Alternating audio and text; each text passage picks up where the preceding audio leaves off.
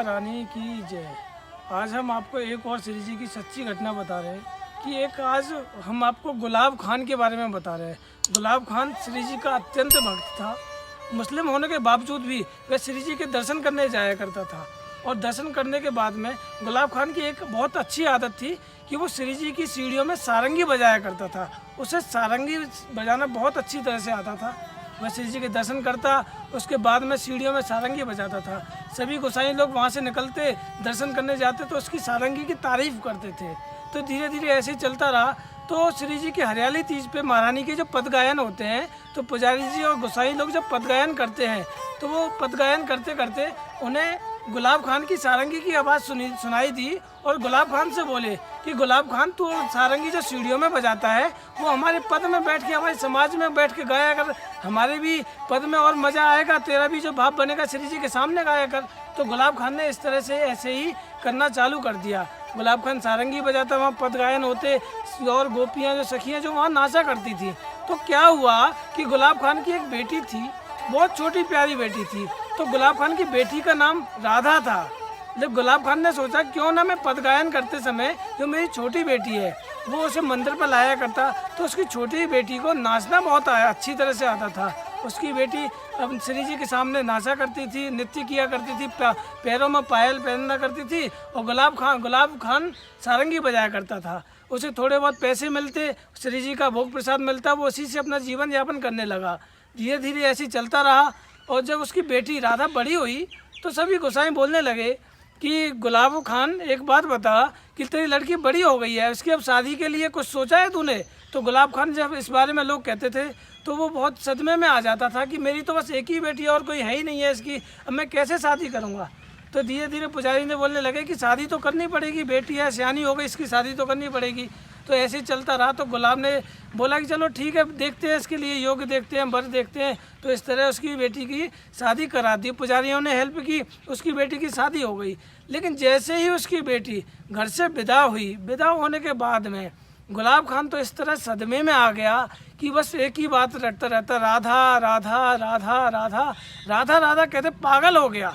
और ऐसे ही वो घर पर ही रहता था। 2-3 दिन जब रोते रोते से पागल हो गया तो श्री जी की चौखट पे जाके राधा राधा राधा गुनगान करने लगा। ऐसे चलता रहा। तो पुजारी जी बोलने लगे कि ये तो गुलाब खान तो अपने बेटी के वियोग में पागल हो गया है। 3 दिन लगातार सुबह से लेकर शाम, शाम से लेकर रात हो गई, ऐसी राधा राधा कहता रहता। पुजारी जी कहने लगे गुलाब तो पागल हो गया, ये तो अपने बेटी के वियोग में पागल हो गया है, इसे अब कोई सूझ नहीं रहा। जब 3 दिन बाद अचानक से क्या हुआ, पुजारी जी ने देखा कि गुलाब वहाँ से अचानक गायब हो जाता है।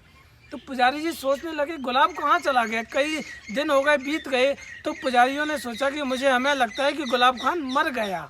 अब गुलाब खान मर गया तो पुजारियों ने सोचा कि चलो यार, बहुत अच्छा श्री जी का भक्त था, तो क्यों ना उसकी एक समाधि बनाई जाए।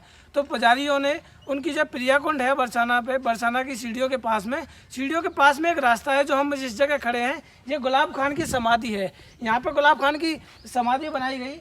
ये श्री गुलाब खान की समाधि को गुलाब सखी के नाम से जाना गया। ये गुलाब सखी की समाधि है।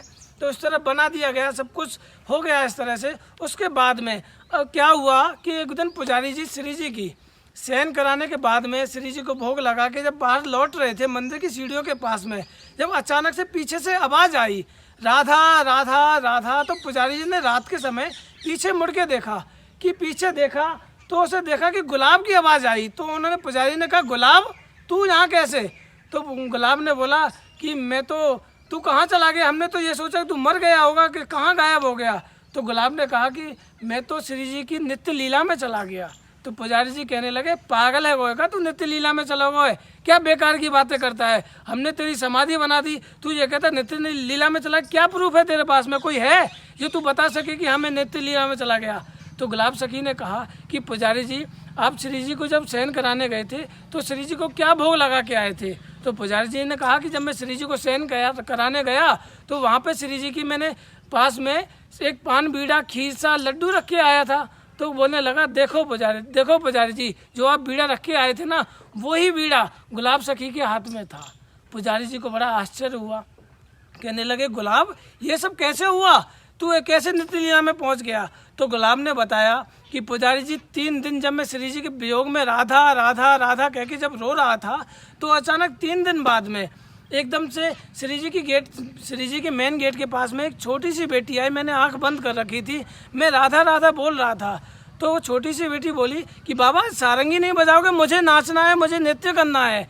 तो गुलाब ने वो जैसे ही सारंगी बजाना स्टार्ट किया, तो वो छोटी सी बेटी मेरा हाथ पकड़ के श्री जी के महल में ले गई और कहने लगी बाबा मुझे नाचना है, और महल में मुझे नृत्य लीला में ले गई। वो स्वयं राधा रानी थी जो मुझे अंदर अपनी नृत्य लीला में प्रवेश करा गई। और ऐसे ही हमारी श्री जी हैं कि श्री जी का नाम अगर कोई अपनी बेटी के रूप में भी लेता है, राधा राधा कहने से भी लेता है, तो श्री जी उस पर ही रिझ जाती हैं। जैसे श्री जी गुलाब सखी के ऊपर रिझी, उस तरह हमारे महारानी सबके ऊपर कृपा करती हैं। बोले राधा रानी की जय।